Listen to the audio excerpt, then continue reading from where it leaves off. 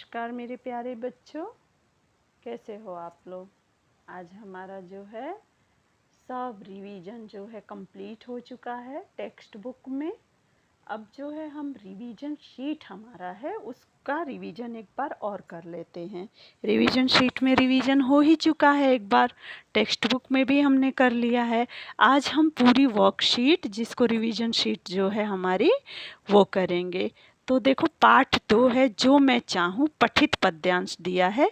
हो जाए वह जो मैं चाहूँ, अगर कहीं चिड़िया बन जाऊँ, आसमान में तेज हवा से दूर दूर तक उड़कर आऊँ, दूर दूर तक उड़कर जाऊं, घर आंगन की खिली धूप में दाना तिनका चुनकर लाऊं। तो देखो फिर हमें ये पढ़ के जो है प्रश्नों के उत्तर देना है। हो जाए वह क्या क्या चाहूं, तो प्रश्न का उत्तर है हो जाए वह जो मैं चाहूं। देखो पहली लाइन में है। ओके, दूसरा क्या है, अगर कहीं क्या बन जाऊं, तो अगर कहीं चिड़िया बन जाऊं, दूसरी लाइन में इसका आंसर है।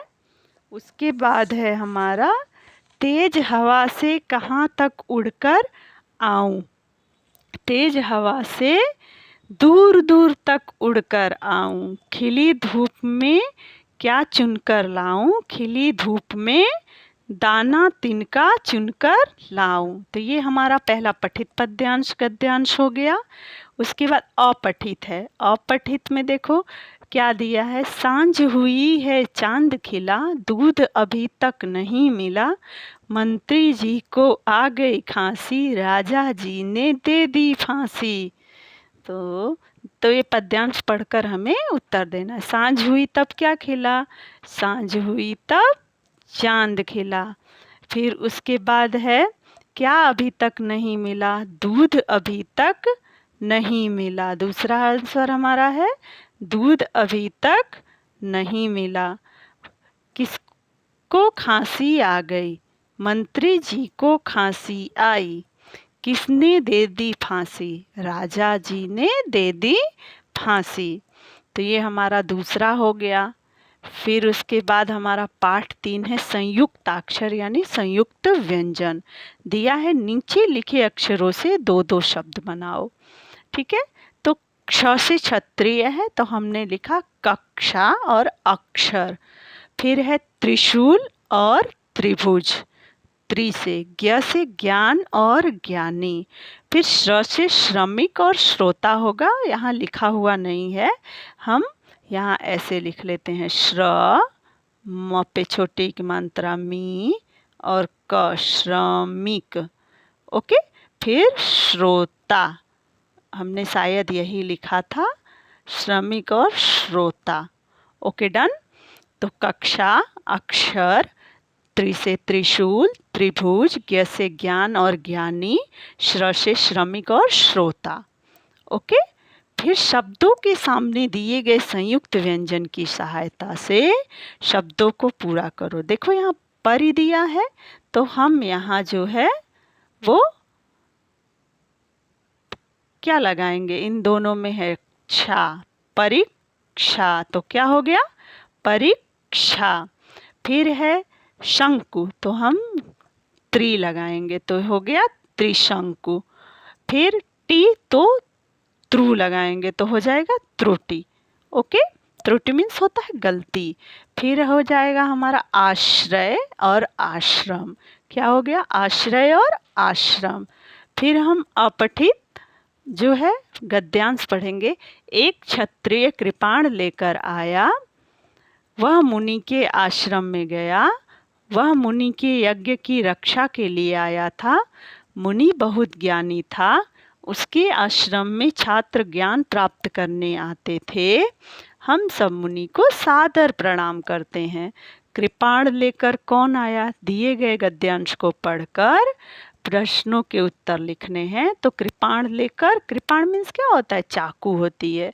कृपाण लेकर क्षत्रिय आया, वह किसके आश्रम में गया, वह मुनि के आश्रम में गया। वह किसकी रक्षा के लिए आया था, वह यज्ञ की रक्षा के लिए आया। ओके, फिर उसके बाद है कौन बहुत ज्ञानी था, मुनि बहुत ज्ञानी था। फिर छात्र आश्रम में क्यों आते थे? छात्र आश्रम में ज्ञान प्राप्त करने आते थे। छात्र आश्रम में क्यों आते थे? छात्र आश्रम में ज्ञान प्राप्त करने आते थे। क्या करने आते थे? ज्ञान प्राप्त करने आते थे। ओके, फिर देखो दिया है मिलकर आए जब दो व्यंजन।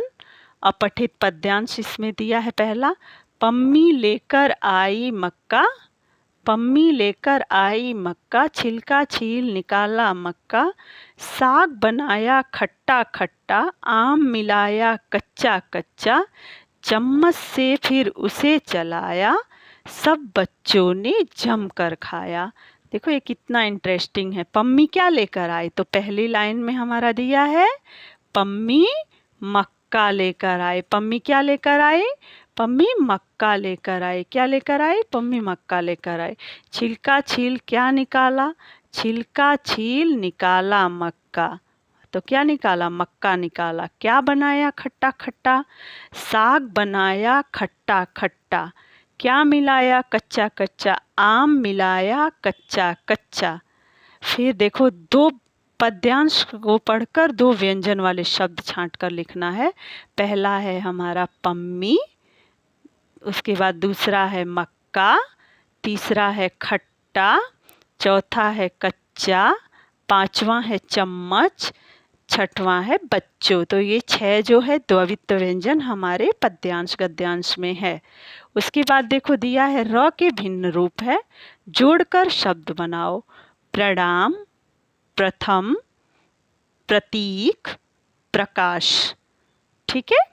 फिर उसके बाद है धैर्य, यहाँ दिया है तो हम इसको यहाँ लिख लिए हैं, धैर्य, कार्य, सूर्य, आर्य। ठीक है। फिर दिए गए शब्दों पर रेफ की मात्रा लगाओ।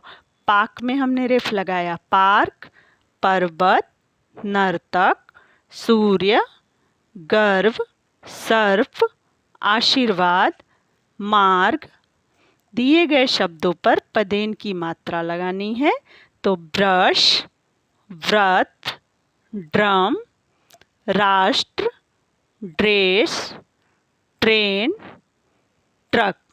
तो ये हमारे हो गए दिए गए शब्दों पर पदेन की मात्रा लगानी थी। फिर उसके बाद है दिए गए चित्रों के नाम लिखो। पहला चित्र है सूर्य, दूसरा है नर्तक, तीसरा है ड्रम, चौथा है ब्रश, पांचवा है ट्रक। उसके बाद देखो पाठ 6 है हमारा तिरंगा। पठित पद्यांश। 3 रंग का झंडा अपना, इसे तिरंगा कहते हैं, उसे देखकर हम सब बच्चे कितने खुश हो जाते हैं। तो ऊपर दिए गए जो है पद्यांश को पढ़ के प्रश्नों के उत्तर लिखो। कितने रंग का झंडा अपना? 3 रंग का झंडा अपना, इसे क्या कहते हैं? इसे तिरंगा कहते हैं। उसे देखकर कौन खुश हो जाते हैं? उसे देखकर बच्चे खुश हो जाते हैं। ओके। फिर अपना ये देखो दिया है दिए गए तिरंगे झंडे में रंग भरकर उसके बारे में 4 वाक्य लिखो। तो रंग तो आप भर ही चुके होंगे, तो हमने 4 वाक्य क्या लिखा है? हमारा झंडा 3 रंगों का होता है। दूसरा, झंडे के बीच में अशोक चक्र होता है। तीसरा, अशोक चक्र में 24 तिलियां होती हैं। चौथा, हमारे झंडे में केसरिया, सफ़ेद और हरा रंग होता है। ओके। फिर हमारा है पाठ 7, दशहरे का मेला। चित्रों को उनके नाम से मिलाओ। देखो यहाँ जो है ये जो मिस्टेक हुई है, यहाँ जो है दशहरे का चित्र दिया है, जो यहाँ नहीं देना चाहिए, वो यहाँ इस बॉक्स में होना चाहिए। जो बॉक्स है इसमें होना चाहिए, पर क्या ये बॉक्स में है? नहीं दिया है। फिर देखिए यहाँ हमें मिलाना है दिवाली, दशहरा, फिर उसके बाद है होली और ईद। अब देखो पठित गद्यांश दिया है। मेले में रंग बिरंगे खिलौने भी सजे थे। आरुषि ने एक छोटी सी गुड़िया और आर्यन ने नाचने वाला भालू खरीदा। उन्होंने झूले भी झूले। अब गद्यांश को पढ़कर प्रश्नों के उत्तर लिखो। मेले में रंग बिरंगे क्या सजे थे? मेले में रंग बिरंगे खिलौने सजे थे। आरुषि ने छोटी सी क्या ली? आरुषि ने छोटी सी गुड़िया ली। आर्यन ने नाचने वाला क्या खरीदा? आर्यन ने नाचने वाला भालू खरीदा। उन्होंने क्या झूले? उन्होंने झूले भी झूले। उसके बाद देखो दिया है लास्ट पार्ट हमारा है बुद्धिमान खरगोश। इसमें हमें 5 जंगली जानवरों के नाम लिखने हैं। तो हमने क्या क्या लिखा है? पहला शेर, दूसरा सियार, तीसरा खरगोश, चौथा भेड़िया, पांचवा लोमड़ी। ठीक है। उसके बाद देखो पठित गद्यांश दिया है। एक जंगल में बहुत से पशु रहते थे। उसी जंगल में एक शेर भी रहता था। वह प्रतिदिन कई पशुओं को मारकर खा जाता था। इससे पशुओं को चिंता होने लगी। जंगल में बहुत से क्या थे रहते थे? तो क्या है हमारा? जंगल में बहुत से पशु रहते थे। उसी जंगल में कौन रहता था? उसी जंगल में शेर रहता था। वह प्रतिदिन किसको मारकर खा जाता था? वह प्रतिदिन पशुओं को मारकर खा जाता था। इससे पशुओं को क्या होने लगी? इससे जो है पशुओं को चिंता होने लगी। इससे पशुओं को क्या होने लगी? इससे पशुओं को चिंता होने लगी। ठीक है। अब देखो हमारे व्याकरण है इसमें कि विशेषता बताने वाले शब्दों को रेखांकित करो। रेखांकित मीन्स अंडरलाइन को हम हिंदी में रेखांकित कहते हैं। जैसे मेरे पास नई साइकिल है। तो मेरे पास कैसी साइकिल है? नई साइकिल है। मेरे पास नई साइकिल है। तो साइकिल की विशेषता क्या है? कि वो नई है। साइकिल की विशेषता क्या है? वो नई है। तो हम किसको अंडरलाइन करेंगे? नई को। पेड़ में हरे हरे पत्ते हैं। पेड़ में कैसे पत्ते हैं? पत्तों की विशेषता है वे हरे हरे हैं। इमली खट्टी होती है। तो इमली की विशेषता है कि वो खट्टी होती है। तो हम खट्टी को रेखांकित करेंगे। ठीक है। फिर है करेला कड़वा होता है। तो हम किसको अंडरलाइन करेंगे? कड़वा को। किसको? करेले की विशेषता है कि वो बहुत कड़वा होता है। मोर रंग बिरंगा होता है। मोर की विशेषता है कि वो रंग बिरंगा होता है। फिर चाय गरम है। तो चाय की विशेषता क्या है? वो गरम है। ओके। फिर उसके बाद है आसमान में नीली पतंग उड़ रही है। तो पतंग की विशेषता क्या है? वो नीले रंग की है। तो हम नीली को अंडरलाइन कर देंगे। ताजमहल सुंदर है। तो ताजमहल सुंदर है तो हम सुंदर को अंडरलाइन कर देंगे। फिर दिया है क्रिया बताने वाले शब्दों पर गोला लगाओ यानी सर्कल करो। रमा रस्सी कूद रही है। तो क्रिया बताने वाले शब्द किसे कहते हैं? काम बताने वाले शब्दों को हम क्रिया कहते हैं। तो रमा रस्सी कूद रही है। तो रमा कौन सा काम कर रही है? कूदने का। तो हम कूद को ऐसे सर्कल कर देंगे। फिर राम पेड़ से फल तोड़ रहा है। तो राम जो है वो क्या कर रहा है? तोड़ रहा है, फल तोड़ रहा है। नेक्स्ट हमारा है कि गाय घास चर रही है। तो हम किसको सर्कल करेंगे? चर को। किसको? चर को। चरना जो है, चर मतलब खाना। गाय जो है घास को खा रही है। घोड़ा दौड़ रहा है। तो घोड़ा क्या कर रहा है? कौन सा काम कर रहा है? दौड़ने का। तो हम किसको जो है गोला लगाएंगे? किस पर? दौड़ पर। फिर है कोयल पेड़ पर बैठी है। तो हम किस पर गोला लगाएंगे? बैठी पर गोला लगाएंगे। मैं खाना खा रहा हूँ। तो हम किस पर गोला लगाएंगे? खा पर। ओके। अब देखो दिया है कि दिए गए शब्दों के समानार्थी पर्यायवाची बोलते हैं। पानी, ये पानी का दूसरा नाम क्या होता है? जल। क्या होता है? जल। ज और ल हमने लिखा। फिर चांद का? चंदा। क्या होता है? चंदा। घर का? गृह। क्या होता है? गृह। यहाँ हमारी रिवीजन शीट में 2 बार घर आया है तो हम 2 बार गृह लिख लेंगे, है ना। लिखने की जितनी प्रैक्टिस करेंगे उतना अच्छा होगा। पानी, पानी का एक बार हमने जल लिखा, दूसरी बार आया है तो हम वारी, वारी मीन्स भी होता है। फिर बारिश, बारिश का वर्षा, बारिश का क्या होता है? वर्षा। आँख, आँख का नयन, आँख का क्या होता है? नयन। चांद का हमने एक बार चंदा लिखा, दूसरी बार मयंक, मयंक मीन्स भी चांद होता है। मयंक, शशांक, शशि, ये सब चांद के भी नाम है, पर्यायवाची समानार्थी। बादल, बादल का मेघ। पक्षी, पक्षी का पंछी।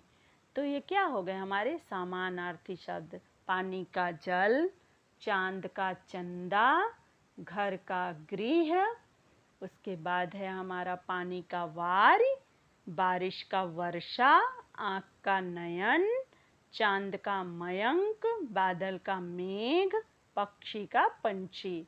उल्टी अर्थ वाले शब्द लिखो।